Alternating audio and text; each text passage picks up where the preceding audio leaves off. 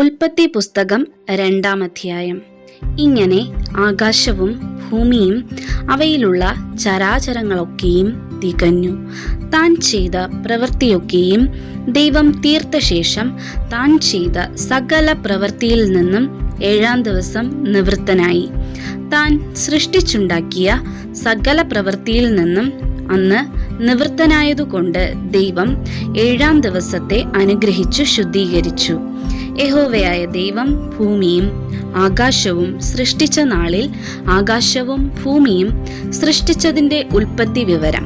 വയലിലെ ചെടി ഒന്നും അതുവരെ ഭൂമിയിൽ ഉണ്ടായിരുന്നില്ല. വയലിലെ സസ്യം ഒന്നും മുളച്ചിരുന്നതുമില്ല. യഹോവയായ ദൈവം ഭൂമിയിൽ മഴ പെയ്യിച്ചിരുന്നില്ല. നിലത്ത് വേല ചെയ്യുവാൻ മനുഷ്യനും ഉണ്ടായിരുന്നില്ല. ഭൂമിയിൽ നിന്ന് മഞ്ഞു പൊങ്ങി നിലമൊക്കെയും നനച്ചു വന്നു. യഹോവയായ ദൈവം നിലത്തെ പൊടി കൊണ്ട് മനുഷ്യനെ നിർമ്മിച്ചിട്ട് അവന്റെ മൂക്കിൽ ജീവശ്വാസം ഊതി. മനുഷ്യൻ ജീവനുള്ള ദേഹിയായി തീർന്നു.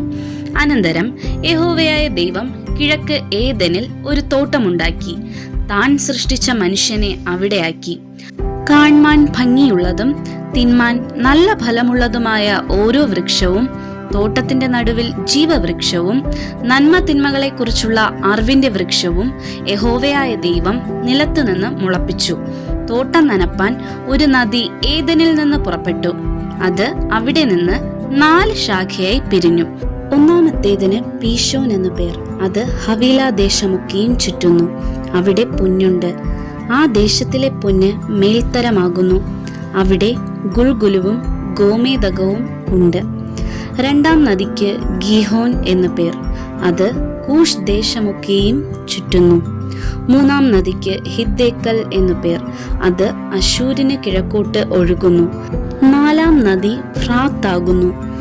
യഹോവയായ ദൈവം മനുഷ്യനെ കൂട്ടിക്കൊണ്ടുപോയി ഏദൻ തോട്ടത്തിൽ വേല ചെയ്യുവാനും അതിനെ കാപ്പാനും അവിടെ ആക്കി. യഹോവയായ ദൈവം മനുഷ്യനോട് കൽപ്പിച്ചത് എന്തെന്നാൽ, തോട്ടത്തിലെ സകല വൃക്ഷങ്ങളുടെയും ഫലം നിനക്ക് ഇഷ്ടം പോലെ തിന്നാം. എന്നാൽ നന്മ തിന്മകളെ കുറിച്ചുള്ള അറിവിന്റെ വൃക്ഷത്തിൻ ഫലം തിന്നരുത്. തിന്നുന്ന നാളിൽ നീ മരിക്കും. അനന്തരം യഹോവയായ ദൈവം, മനുഷ്യൻ ഏകനായിരിക്കുന്നത് നന്നല്ല, ഞാൻ അവന് തക്കതായൊരു തുണ ഉണ്ടാക്കി കൊടുക്കും എന്ന് അരുളി ചെയ്തു. യഹോവയായ ദൈവം ഭൂമിയിലെ സകല മൃഗങ്ങളെയും ആകാശത്തിലെ എല്ലാ പറവകളെയും നിലത്തുനിന്ന് നിർമ്മിച്ചിട്ട് മനുഷ്യൻ അവയ്ക്ക് എന്ത് പേരിടുമെന്ന് കാണുവാൻ അവന്റെ മുമ്പിൽ വരുത്തി. സകല ജീവജന്തുക്കൾക്കും മനുഷ്യനിട്ടത് അവയ്ക്ക് പേരായി. മനുഷ്യൻ എല്ലാ കന്നുകാലികൾക്കും ആകാശത്തിലെ പറവകൾക്കും എല്ലാ കാട്ടുമൃഗങ്ങൾക്കും പേരിട്ടു. എങ്കിലും മനുഷ്യന് തക്കതായൊരു തുണ കണ്ടുകിട്ടിയില്ല. ആകയാൽ യഹോവയായ ദൈവം മനുഷ്യന് ഒരു ഗാഢനിദ്ര വരുത്തി. അവൻ ഉറങ്ങിയപ്പോൾ അവന്റെ വാരിയെല്ലുകളിൽ ഒന്നെടുത്ത് അതിനു പകരം മാംസം പിടിപ്പിച്ചു. യഹോവയായ ദൈവം മനുഷ്യനിൽ നിന്ന് എടുത്ത വാരിയെല്ലിനെ ഒരു സ്ത്രീ ആക്കി അവളെ മനുഷ്യന്റെ അടുക്കൽ കൊണ്ടുവന്നു.